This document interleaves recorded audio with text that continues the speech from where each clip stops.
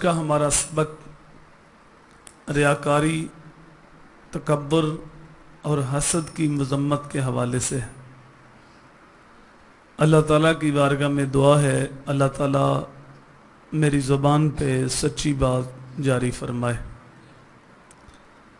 ریاکاری ایک ایسا برا عمل ہے جس سے اعمال ضائع ہو جاتے ہیں۔ کسی عمل کو شرک نہیں کہا گیا سوائے ریاکاری کے۔ ریاکاری کو شرک اصغر کہا گیا ہے۔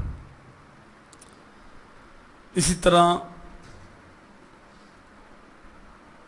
تکبر کے بارے فرمایا کہ جس کے سینے میں رائی کے دانے کے برابر بھی تکبر ہوا وہ جنت کے اندر نہیں جا سکتا۔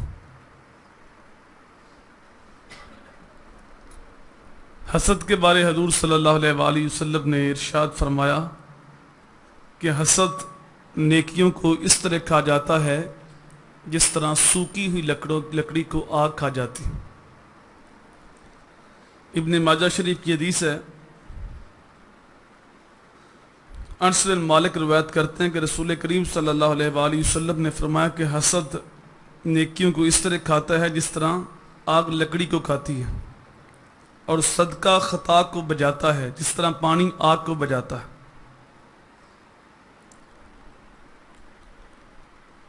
اور قرآن مجید میں اللہ تعالیٰ نے ارشاد فرمایا وَمِن شَرِّ حَاسِدٍ إِذَا حَسَدَ، تم کہو کہ میں پناہ مانگتا ہوں حاسد کے شر سے جب وہ حسد کرتا ہے۔ تو حسد کرنے والے کے شر سے اللہ نے پناہ مانگنے کا حکم دیا۔ زبیر بن عوام روایت کرتے ہیں کہ رسول کریم صلی اللہ علیہ وآلہ وسلم نے فرمایا کہ اگلی امت کی بیماری تمہاری طرف بھی آئی، وہ بیماری حسد اور بغض ہے، اور وہ مونڈنے والا ہے، دین کو مونڈتا ہے، بالوں کو نہیں مونڈتا۔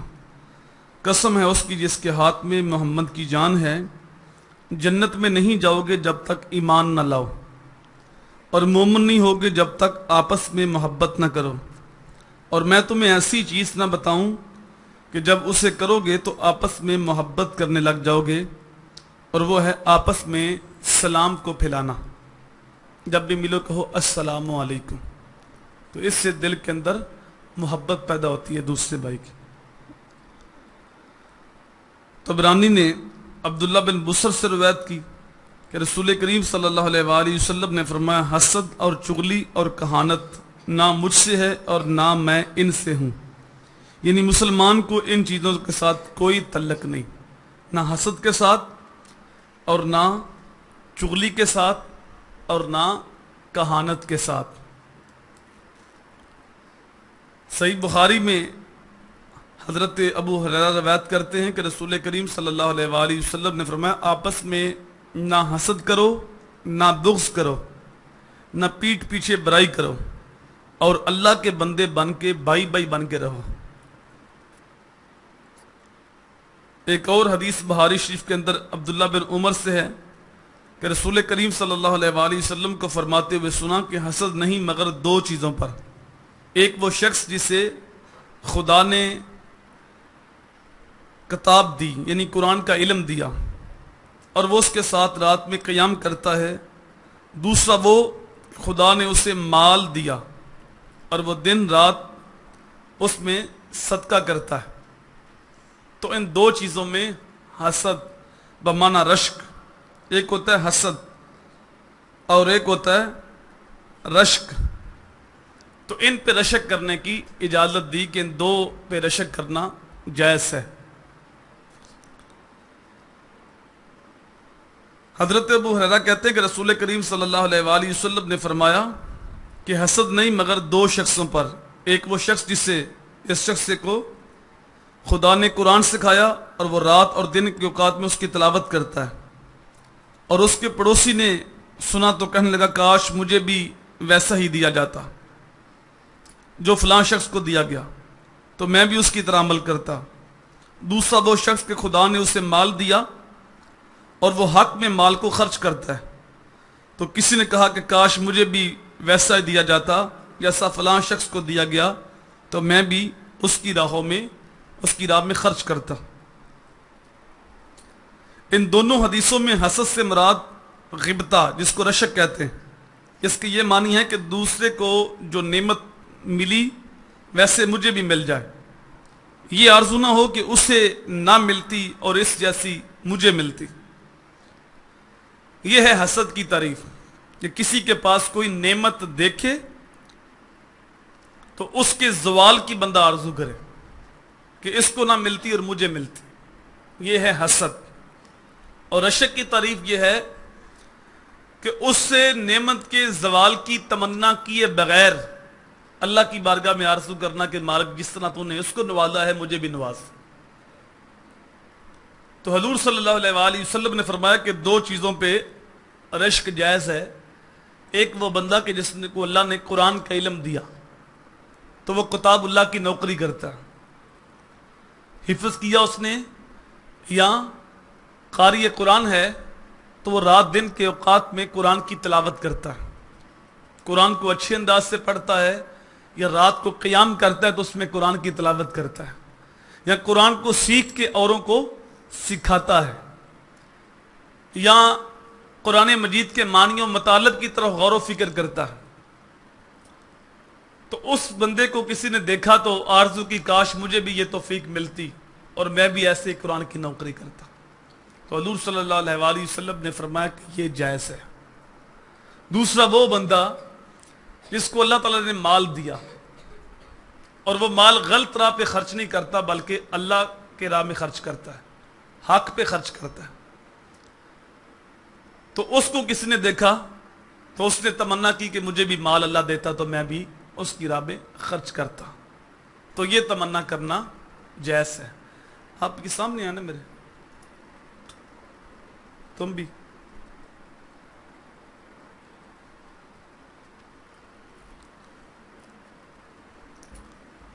تو باقی کسی شخص کو اللہ نے حسن دیا، اس کو جوانی دی، اس کو کوئی اقتدار دیا، عہدہ دیا، ان پہ یہ آرزو کرنا کہ اس سے یہ زوال ہو جائے اور مجھے مل جائے تو یہ جائز نہیں ہے۔ اسے کہتے ہیں حسد، کہ اس کے کوئی نعمت کو چھن جانے کی آرزو کرنا اور وہ نعمت مجھے مل جائے۔ تو حضور صلی اللہ علیہ وآلہ وسلم نے ارشاد فرمایا کہ حسد نیکیوں کو اس طرح کھا جاتا ہے جس طرح سوکھی ہوئی لکڑی کو آگ کھا جاتی ہے۔ تو ہمارے حسد کرنے سے اس سے وہ نعمت چھن تو نہیں جائے گی، خود ہی حسد کی آگ میں جلتے رہو گے، اس کا کوئی نقصان نہیں ہوگا۔ تو جس رب نے اس کو دی ہے تو اس سے زوال کی تمنا کیے بغیر اللہ کی بارگاہ میں تم آرزو کرو کہ مالک یہ مجھے بھی توفیق مل جائے۔ ایک بندہ سخی ہے، اس کے پاس دولت ہے، تو دو ہی باتیں ہیں کہ اس کی طبیعت میں تو سخاوت رچی بسی ہے، وہ اس نے کرنی ہے، یا وہ ناجائز طریقے پہ مال خرچ کرے گا اور یا وہ جائز طریقے پہ خرچ کرے گا، یا وہ بیٹے کی شادی پہ لاکھوں روپے کی آتش بازی چلا دے گا اور اس کو پرواہ نہیں ہوگی، یا دوستوں کا ہجوم لے کے مری چلا جائے گا، وہاں جا کے 5-7 لاکھ روپے لگائے گا، تو اس کی طبیعت میں فیاضی ہے۔ تو شیطان جب کسی کے پاس مال آتا ہے تو اس کو فضول خرچی پہ لگاتا ہے۔ دوسرا یہ ہے کہ وہ مال تو کرتا ہے خرچ اللہ کی راہ میں، لیکن کرتا وہاں ہے جہاں اس کے نفس کو تسکین ملتی، اللہ کی رضا کے لیے نہیں کرتا، جہاں نمائش ہوتی ہے، جہاں لوگ اس کی دولت کا، شہرت کا چرچا کرتے ہیں کہ یہ بڑا سخی ہے، بڑی سخاوت کرتا ہے، تو وہاں مال خرچ کرتا ہے۔ اگر کسی غریب پر وہ مہربانی کرتا بھی ہے تو وہ بہانے لوگوں کو بتاتا ہے، وہ اس کو کہتا ہے کہ میں فلاں کو دیتا ہوں۔ تو جب تک یہ ہمارے سیاسی رہنما یہ رمضان پیکج، عید پیکج دیتے ہیں تو پھر وہ 10 فوٹوگرافر بلاتے ہیں کہ تم آؤ اور ہماری تصویریں کھینچو۔ 10 اخباروں پہ جب تک خبر نہیں لگتی ان کو تسکین نہیں ملتی۔ تو دیا تو اللہ کے نام پہ، ان کو کس لیے دکھا رہے ہو اور ان کو کیوں فوٹو کیوں لگا رہے ہو؟ اس لیے کہ جھوٹی شہرت حاصل کرنے کے لیے، ووٹ حاصل کرنے کے لیے، اپنی سیاست چمکانے کے لیے، اپنی شہرت کا، اپنی سخاوت کا ڈونگ رچانے کے لیے کہ لوگ کہیں کہ بڑا سخی ہے، بڑا سماجی کارکن ہے، تو وہ ریاکاری کر کے اپنا مال برباد کر لیتے ہیں، اپنا عمل برباد کر لیتے ہیں۔ آپ نے دیکھا ہوگا کہ جب محفل نعت ہو رہی ہے تو کیمرہ لگا ہوا، ہزاروں کا مجمع دیکھ رہا ہے، تو اس وقت لوگ جو ہیں وہ اٹھ اٹھ کے نوٹ پھینکتے ہیں۔ اگر نعت خواں کی خدمت کرنا ہی مقصود ہے تو چپکے سے بھی دیا جا سکتا، لیکن اس انداز میں نہیں دیتے۔ اور پھر عجیب صورتحال ہو گئی ہے کہ وہ ایک ہزار کا پہلے وہ 10 لیتے ہیں، اس کا چینج لیتے ہیں، تو پھر وہ پھینکتے ہیں۔ جب وہ ختم ہوتے ہیں تو پھر 1000 کا لیتے ہیں، 500 کا لیتے ہیں، پھر 100 کا لیتے ہیں، پھر پھینکتے ہیں۔ پہلی بات تو یہ ہے کہ یہ ایک مہذب طریقہ نہیں ہے، یہ غیر مہذب طریقہ ہے۔ اور دوسری بات یہ، اگر خدمت کرنا ہی مقصود ہے تو 1000 کٹھی رکھ دیں، 500 کٹھی رکھ دیں، 100 کٹھی رکھ دیں، لیکن وہاں نفس کو تسکین نہیں ملتی۔ تو مال خرچ کرتے ہیں وہاں جہاں نفس راضی ہوتا ہے، تو ہم وہ کرتے ہیں جو من چاہتا ہے، اور وہ نہیں کرتے جو رب چاہتا ہے۔ حضرت ابو ہریرہ رضی اللہ تعالیٰ عنہ ایک تابعی روایت کرتے ہیں، کہتے ہیں کہ میں مسجد نبوی میں گیا تو میں نے ایک شخص کو دیکھا کہ اس کے سفید بال تھے، تو وہ درس حدیث دے رہا تھا، تو اس کے ارد گرد کافی لوگ تھے۔ تو جب اس نے حدیث ختم کی تو میں نے کس سے پوچھا کہ یہ کون شخص ہیں، تو کسی نے بتایا کہ یہ حضور کے صحابی حضرت ابو ہریرہ ہیں۔ کہتے ہیں میں ان کے قریب چلا گیا اور میں نے کہا کہ آپ میرے ساتھ تنہائی میں چلیں اور مجھے کوئی ایسی حدیث حضور کی سنائیں جو تم نے اپنے کانوں سے سنی ہو، اس کو سمجھا ہو اور اس کو یاد کیا۔ تو کہتے ہیں وہ میرے ساتھ کمرے میں چلے گیا اور مجھے کہا ہاں میں تجھے ایسی حدیث سناتا ہوں جو میں ان کانوں سے سنی ہے رسول کریم سے، اور اس کو سمجھا ہے اور یاد کیا۔ اتنی بات کہی تو حضرت ابو ہریرہ گش کھا کے گر پڑے۔ کہتے ہیں میں پریشان ہوا، تھوڑی دیر کے بعد ہوش آیا تو انہوں نے پھر کہا کہ ہاں میں تجھے ایسی حدیث سناتا ہوں جو خود اب میں نے سنی اپنے کانوں سے اور اس کو یاد کیا ہے، سمجھا ہے۔ اتنی بات کہی تو آپ پھر بے ہوش ہو گئے۔ کافی دیر آپ بے ہوش رہے، اٹھے تو پھر رونے لگے۔ پھر کہا کہ ہاں میں تجھے ایسی حدیث سناتا ہوں جو میں نے اللہ کے رسول سے سنی اور اس کو یاد کیا ہے، سمجھا ہے۔ حضرت ابو ہریرہ داڑے مار مار کے رونے لگے اور روتے روتے بے ہوش ہو گئے۔ تیسری بار جب آپ کو ہوش آیا تو کہا، سن کے حضور نے ارشاد فرمایا قیامت کے دن سب سے پہلے 3 آدمیوں پر جہنم بھڑکائی جائے گی، ان کو جہنم کے اندر ڈالا جائے گا۔ ایک فرمایا عالم پر، ایک شہید پہ، اور ایک سخی پہ، مال خرچ کرنے والے۔ قاری قرآن کو لایا جائے گا، اللہ فرمائے گا میں نے تجھے اپنی کتاب کا علم دیا، تو نے اس کا کیا حق ادا کیا؟ تو وہ کہے گا کہ مالک تو نے مجھے قرآن دیا، میں نے رات کو اس کی تلاوت کی، میں نے قرآن کو پڑھا، سمجھا، اوروں تک پہنچایا۔ عالم کہے گا میں نے اس کی خدمت کی، اللہ فرمائے گا تو جھوٹ بولتا ہے، کذبتا، فرشتے بھی کہیں گے کذبتا، جھوٹ بولتا ہے، تو میرے لیے نہیں کیا تھا، تو قرآن سوار کے پڑھتا تھا کہ لوگ کہیں کہ بڑا اچھا قاری،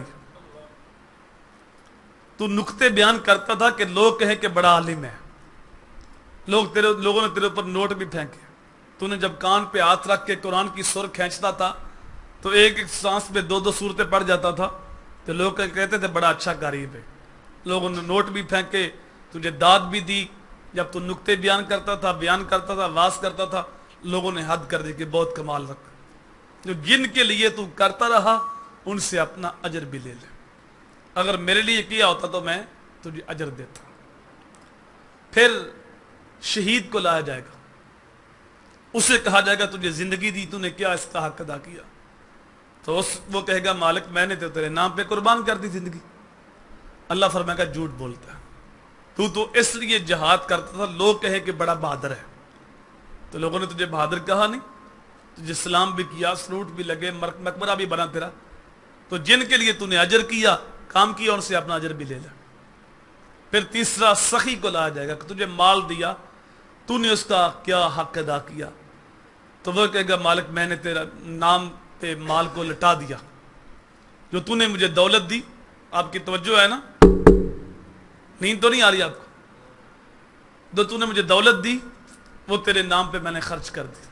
اللہ فرمائے گا کذبتا, تو جھوٹ بولتا ہے, تو میرے لیے نہیں کیا تھا, اس لیے کہ لوگ کہیں کہ بڑا سخی ہے. جو تیری سخاوت کی دھوم مچی, اخباروں پہ خبریں بھی لگی, تو جن کے لیے تو نے عمل کیا تھا ان سے اپنا اجر بھی لے لے. تو حضور نے فرمایا یہ 3 بندے ایسے ہیں جن کو سب سے پہلے جہنم کے اندر ڈالا جائے گا. ایک عالم کو, دوسرا شہید کو, تیسرا سخی کو. اللہ کی بارگاہ میں دعا کیا کرو, اللہ دولت دے تو دولت عثمان دے, دولت قارون نہ دے. اگر اللہ تعالیٰ علم دے تو اپنی رضا بھی عطا فرمائے, ورنہ ریاکاری کی چالیں اتنی باریک ہیں کہ انسان کو پتہ بھی نہیں چلتا اور شیطان لوٹ لیتا ہے. مال علانیہ طور پہ خرچ کرنا بھی جائز ہے, لیکن یہ اس موقع پہ جہاں کسی کی عزت نفس مجروح ہونے کا خطرہ نہ ہو. اگر کسی غریب کے لیے اس کی مدد کرنی ہے تو پھر چپکے سے کرو. حضور صلی اللہ علیہ وآلہ وسلم نے فرمایا من تصدق بصدقۃ فاخفاها حتى لا تعلم شماله ما تنفق يمينه, جس نے دائیں ہاتھ سے دیا اور بائیں کو خبر نہ ہوئی, تو قیامت کے دن جب کوئی سایہ نہیں ہوگا, اللہ ایسے بندے کو اپنے عرش کا ٹھنڈا سایہ نصیب فرمائے گا. اس لیے اس انداز سے چپکے سے دیا.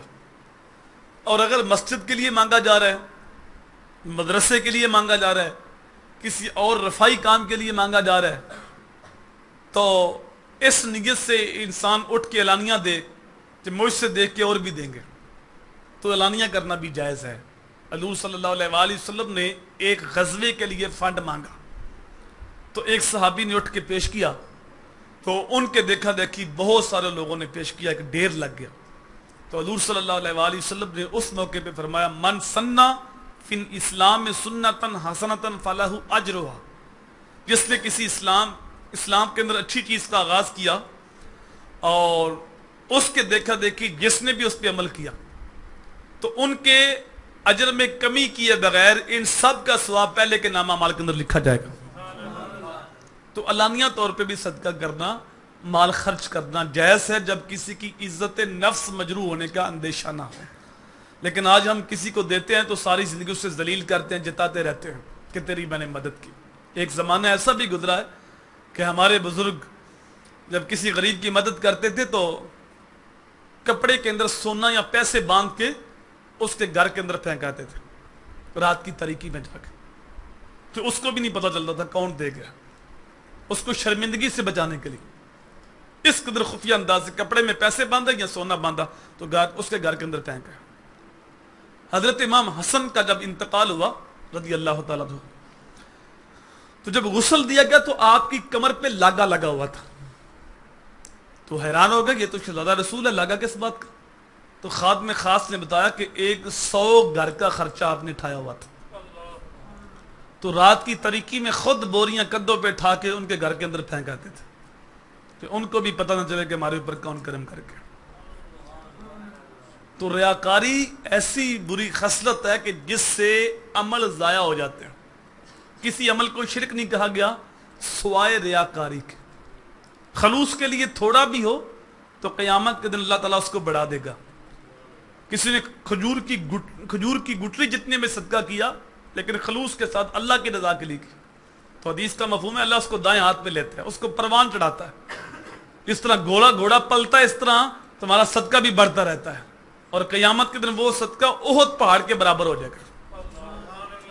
تو اگر کسی نے بہت زیادہ بھی کیا, احد پہاڑ کے برابر بھی کیا, لیکن اللہ کی رضا مقصود نہیں, ریاکاری مقصود ہے, تصنع بناوٹ ہے, لوگوں سے داد وصول کرنا مقصود ہے, تو قیامت کے دن دیکھے گا تو نامہ مال کے اندر کچھ بھی نہیں ہوگا. تو ریاکاری ایک ایسی بری عادت ہے کہ ہمارے نفس کو تسکین اتنی دیر تک نہیں ملتی جب تک ہم لوگوں کو دکھا نہیں لیتے، بتا نہیں لیتے۔ ایک تو سخاوت کا تعلق دل کے ساتھ ہوتا ہے، مال کے ساتھ ہوتا ہی نہیں۔ کتنے ایسے تمہیں ملیں گے کروڑ پتی ہیں لیکن ان کا مار راہ خدا میں خرچ کرنے کا جی نہیں کرتا۔ وہ ایک کنجوس مر رہا تھا نا، تو اس کی جان نہیں کر رہی تھی، تو کسی نے کہا کہ تو اللہ کی راہ پہ کچھ دے، تو اس نے کہا جان تو دے رہا ہوں اور کیا دوں۔ تو اس کو اس حال کے اندر بھی جب موت سامنے نظر آ رہی ہے تو پھر بھی اس کا جی نہیں چاہتا تھا کہ میں راہ خدا میں خرچ کروں۔ تو ایک شخص تھا بڑا کنجوس تھا، تو بیوی اس کے مزاج سے واقف تھی، تو ایک دن گھر آیا تو بڑا پریشان تھا۔ تو بیوی نے پوچھا کہ کیا بات ہے؟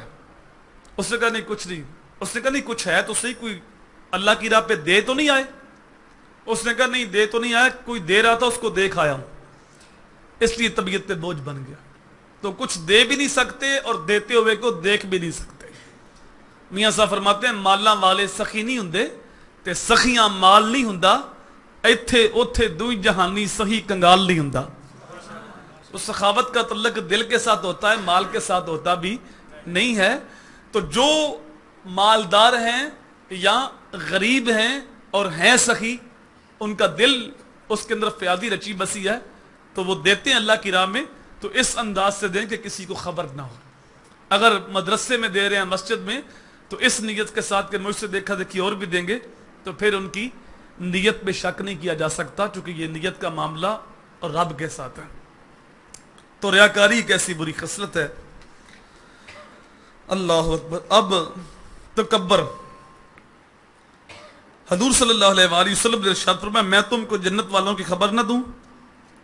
وہ ضعیف ہیں جن کو لوگ ضعیف حقیر جانتے تھے، مگر یہ کہ ان کا اتنا اونچا مقام تھا اگر وہ اللہ کی نام کی قسم کھا بیٹھے تو اللہ اس کو سچا کر دیتا۔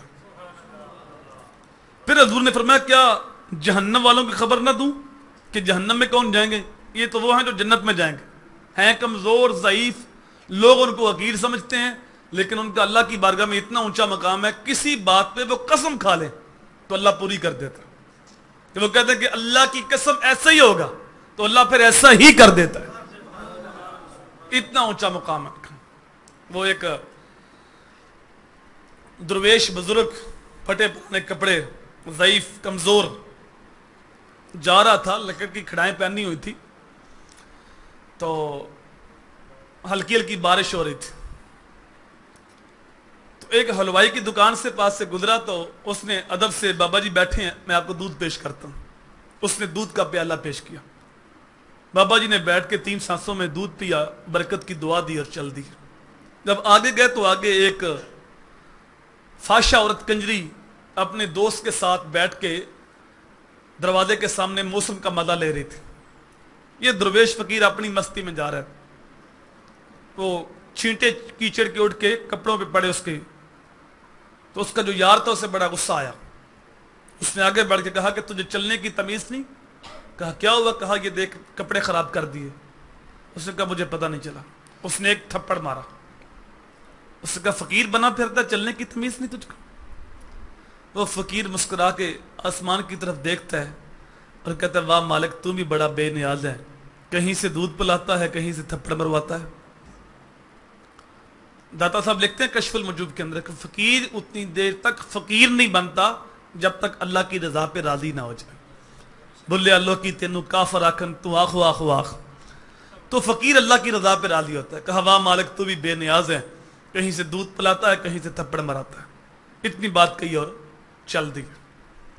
جب وہ فاشا عورت چھت کی اوپر چڑھنے لگی تو سیڑھیوں پہ پاؤں پھسلا، سر کے بل گری، ایسی چوٹ آئی کہ گردن ٹوٹ گئی اور مر گئی۔ وہ اس نے شور کر دیا کہ فقیر نے بد دعا دی ہے۔ فقیر ابھی بازار کے دوسرے کونے پہ گیا تھا، در لیا گیا۔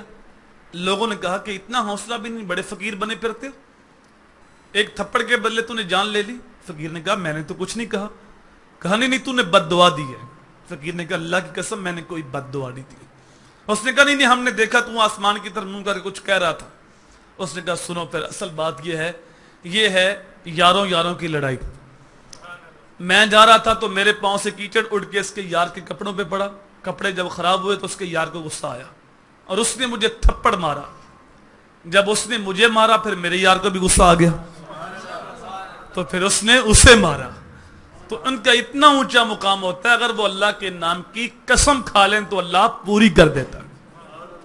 یہ ہے جنت میں جانے والے لوگ. اور جہنم والے کون ہیں؟ حضور نے فرمایا وہ سخت ہو، یعنی سخت مزاج ہوتے ہیں. چھوٹی سی بات پہ ان کے ماتھے کے تیور جو ہے بگڑ جاتے ہیں، ان کی ناکیں سیدھی نہیں ہوتی. وہ جو تلک جوڑنے والے ہوتے ہیں وہ پیچھے پیچھے رہتے ہیں، اس کو مناتے رہتے ہیں، لیکن وہ اس کا غصے جو ہے وہ کنٹرول میں نہیں رہتا. تو وہ تند مزاج ہوتے ہیں، سختی سے بات کرنے والے ہوتے ہیں. اور دوسرا فرمایا کہ تکبر کرنے والے ہوتے ہیں. تکبر کرنے والے، تند مزاج، سخت بات کرنے والے، ماتھے پہ ہر وقت جو ہے وہ تیوریاں چڑھی ہوئی ہیں، تو فرمایا یہ جہنم کے اندر جائیں گے.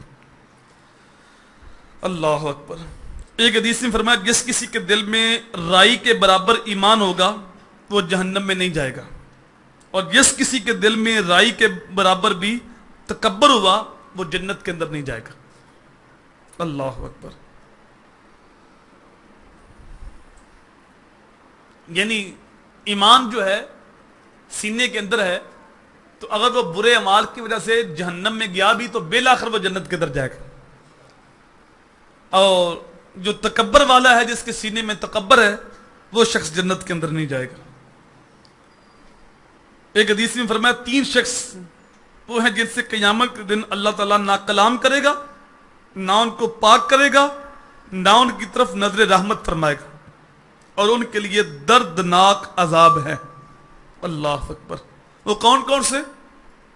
فرمایا بوڑھا زانی، دوسرا جھوٹا بادشاہ کذاب، اور تیسرا محتاج متکبر. ہے بھی محتاج اور ہے بھی متکبر، تو فرمایا وہ جنت کے اندر نہیں جائیں گے. ایک ہے بادشاہ لیکن ہے جھوٹا، وہ بھی جنت کے اندر نہیں جائے گا.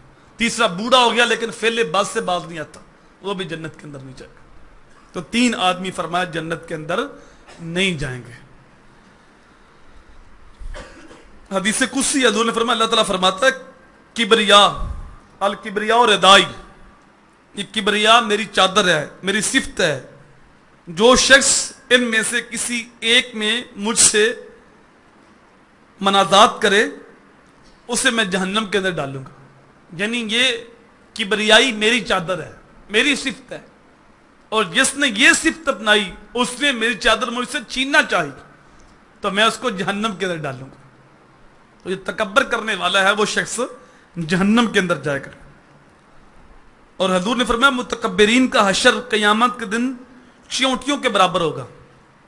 جس طرح چیونٹیاں ہوتی ہیں نا، آج تو سینہ تان تان کے اکڑ کر کے چلتے ہیں نا، وہ سمجھتے ہیں کہ بس ہم ہی ہیں اور ہے ہی کوئی نہیں. تو 2 بندے بیٹھے تھے نا، متکبر بیٹھے ہوئے تھے، تو ایک نے کہا اصل پہ دنیا میں بندے 2 ہی ہیں، ایک تو ہے ایک میں ہوں. دوسرے تھے کوئی بھی نہیں. دوسرے کہا سچی بات یہ ہے، تم ہی نہیں میں ہی میں ہوں. تو متکبر اتنے ہیں کہ سینہ تان کے چلتے ہیں، دوسروں کو حقیر سمجھتے ہیں. تو حضور نے فرمایا کہ ان کے جسم چیونٹیوں کے برابر ہوں گے اور ان کی صورتیں آدمیوں کی ہوں گی. ہر طرف سے ان کے اوپر ذلت چھائی ہوگی اور ان کو کھینچ کر جہنم کے قید خانے میں لے جائیں گے جس کا نام بولس ہے، اور ان کے اوپر آگوں کی آگ ہوگی، جہنمیوں کا نچوڑ ہوگا، اور وہ جہنمیوں کا نچوڑ تینۃ الخبال ان کو پلایا جائے گا. یعنی تکبر کرنے والے، دوسروں کو حقیر سمجھنے والے، قیامت کے دن ان کو تینۃ الخبال پلایا جائے گا. تینۃ الخبال کیا ہے؟ یہ جہنمیوں کی پیپ ہے، کچا لہو مادہ.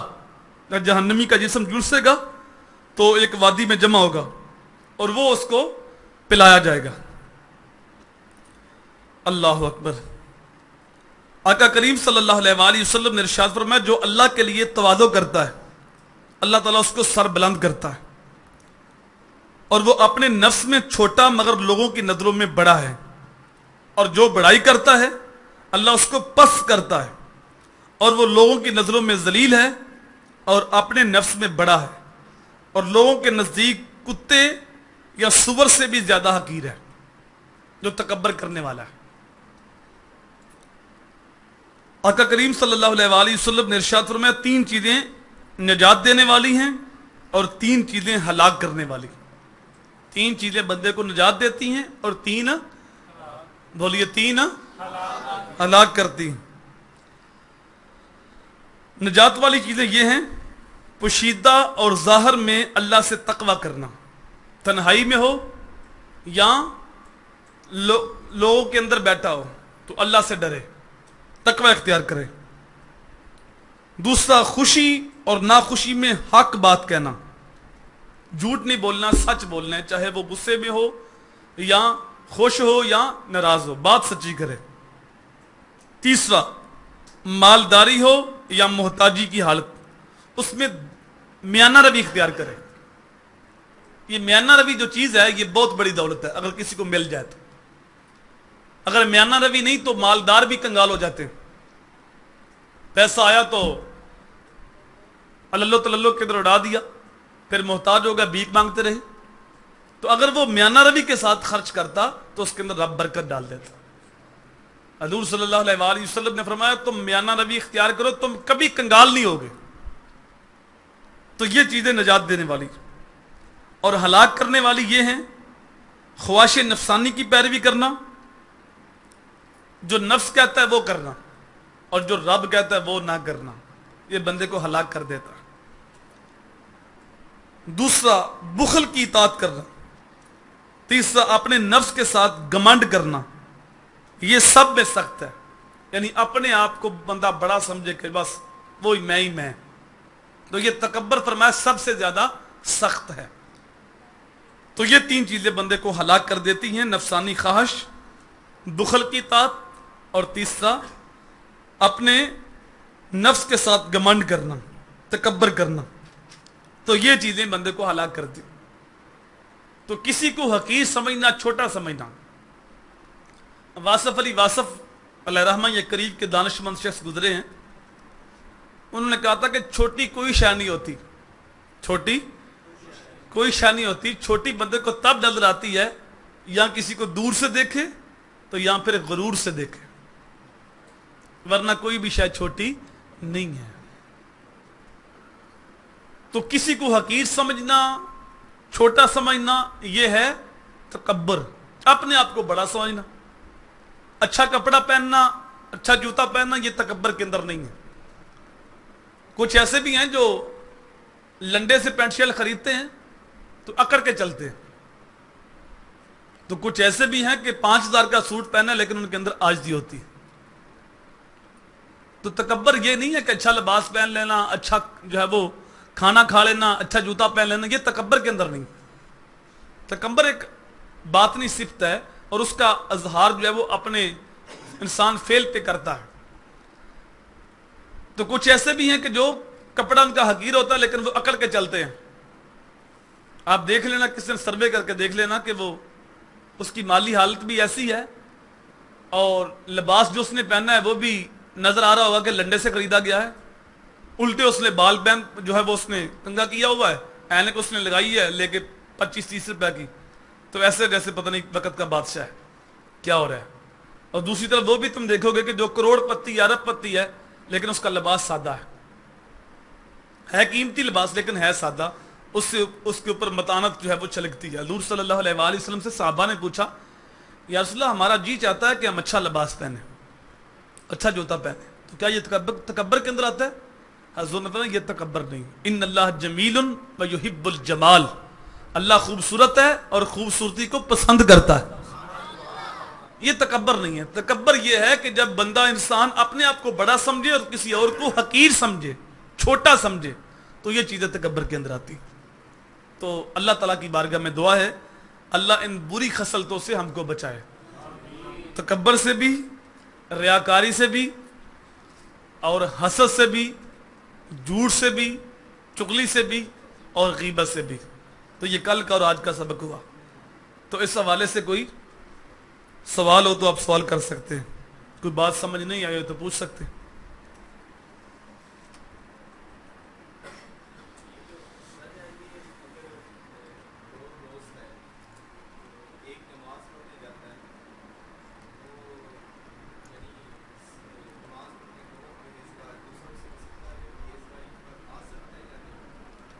دوسرا حسد کرتا ہے؟ نہیں وہ تو یہ رشک ہوا نا، رشک ہے نا کہ وہ نماز پڑھ رہا ہے، تلاوت قرآن مجید کرتا ہے، تو یہ عرض کرتا ہے کاش مجھے بھی مالک توفیق دے دے اور میں بھی ایسا بن جاؤں. یہ تو رشک ہے اور یہ کرنا جائز ہے کہ وہ نماز پڑھ رہا ہے کاش مجھے بھی نمازی رب بنا دے. اس نے چہرے پہ داڑھی رکھی ہے کتنا خوبصورت لگ رہا ہے، کاش میں بھی حضور کی سنت اپنا لوں. وہ قرآن کی تلاوت کرتا ہے کاش رب مجھے بھی توفیق دے دے اور میں بھی قرآن کی تلاوت کروں. تو یہ رشک ہے اور یہ بالکل جائز ہے.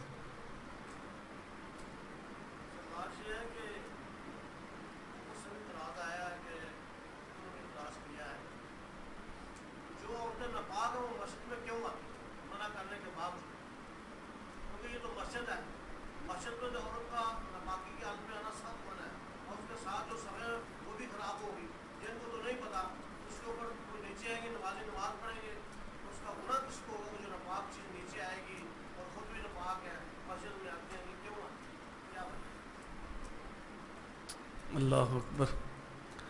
یہ سوال کیا بزرگوں نے کہ ناپاک عورت مسجد میں کیوں آتی ہے اور جس صف پہ بیٹھتی ہے وہ صف ناپاک ہوتی ہے. یہ دین کے اندر بڑی جرت والی بات ہے جو بندہ یہ بات کرتا ہے کہ جس صف پہ وہ بیٹھ گئی وہ صف ناپاک ہو گئی، یا جس کپڑے کے ساتھ اس کا جسم لگ گیا وہ کپڑا ناپاک ہو گیا. یہ تو بہت بڑی جرت ہے جو یہ بندہ بات کرتا ہے. یہ نجاست کوئی وہ حکمی نجاست ہے، ظاہری نجاست نہیں اس کے جسم کے اوپر لگی ہوئی، یہ حکمی نجاست ہے.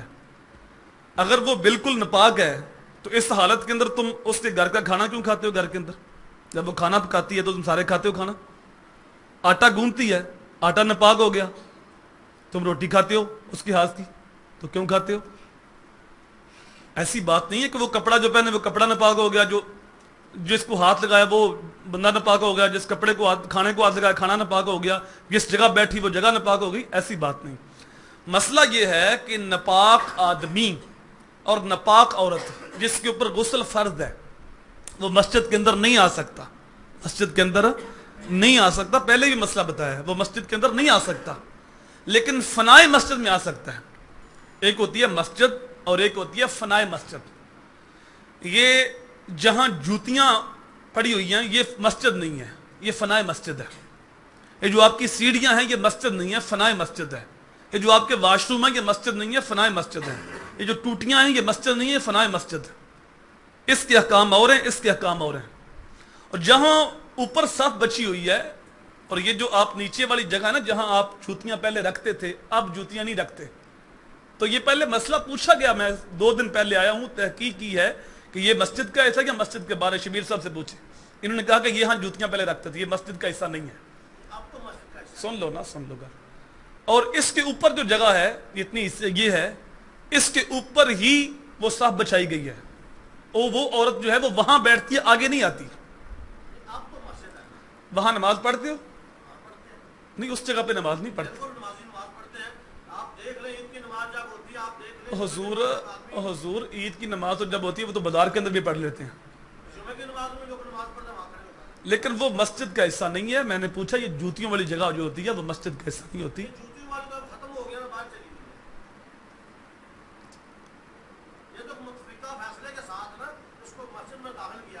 اگر مسجد کے اندر داخل کیا گیا تو ابھی بھی آپ کی جوتیوں کے ڈبے وہاں پڑے ہوئے ہیں. تو جوتیوں کے ڈبے وہاں پڑے ہوئے ہیں اور وہاں وہ جو جگہ الگ کی گئی ہے ایک صف کی جگہ، اور وہ باقی مسجد سے نیچی ہے.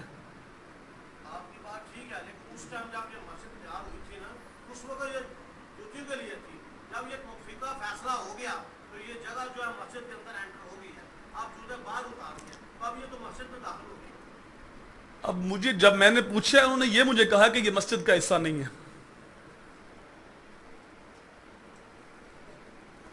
اب تو دیکھو نا شبیر صاحب،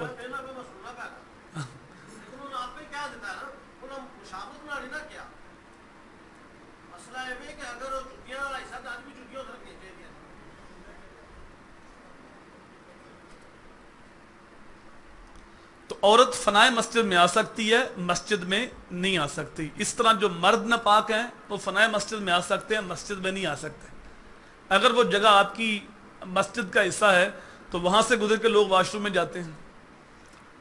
وہاں سے ایسے بھی نوپاک گزرتے ہوں گے جن کے اوپر غسل فرض ہوا ہوگا، واجب ہوا ہوگا، تو وہاں سے گزر کے وہ جاتے ہوں گے غسل کرنے کے لیے۔ ہر مسجد میں غسل خانہ بھی ہوتا ہے، ہو سکتا ہے کوئی غسل کرنے کے لیے آتا ہو مزدور طبقہ۔ جی جی جی، تو میرا کام ہے مسئلے کا جواب دینا، مناظرہ کرنا میرا مقصد نہیں ہے۔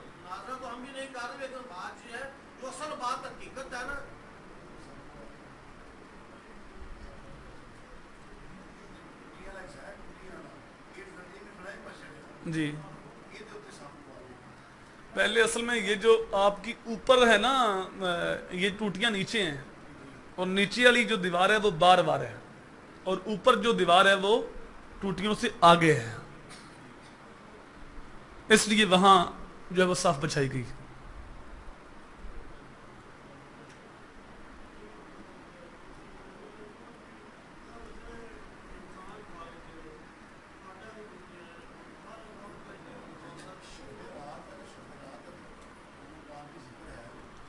شب برات کا قرآن پاک میں نص کے ساتھ تو نہیں، لیکن بعض نے شب قدر کو، شب برات کو شب قدر کہا، قدر والی رات کہا، اور اس کے اندر علماء کرام کا اختلاف ہے، اور کچھ صورتیں، کچھ آیتیں ایسی ہیں کہ جس سے مفسرین فرماتے ہیں کہ یہ شب برات یہاں سے مراد ہے، لیکن حدیث سے صراحتاً ذکر ہے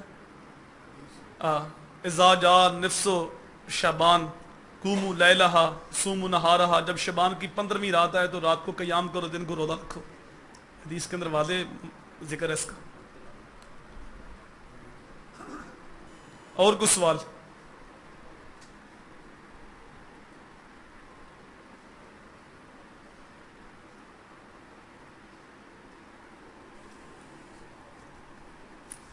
یہ صف پہ عورت بیٹھی ہے، وہ صف ناپاک نہیں ہوئی، یہ بھی بات یاد رکھنا۔ ہم نے فرمایا وہ نیچے آئے گی، اس میں وہ نماز پڑھیں گے، وہ گناہ کس کے اوپر ہوگا؟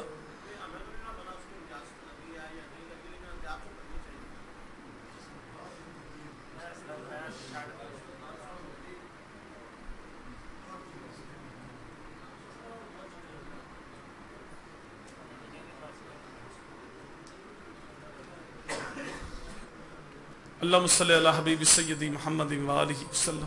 اللہم انی اسألک العفو والعافیت والمعافات الدائمۃ فی الدین والدنیا والآخرہ۔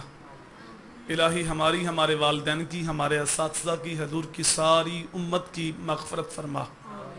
اے اللہ، جئیں تو تیرے لیے، مریں تو تیرے دین کے لیے، زندگی کے ہر سانس تک تیرے رسول کے وفادار رہیں۔ الہی ہر علت، ہر قلت، ہر ذلت سے رہائی دے، اپنے پاک نبی کے در کی گدائی دے۔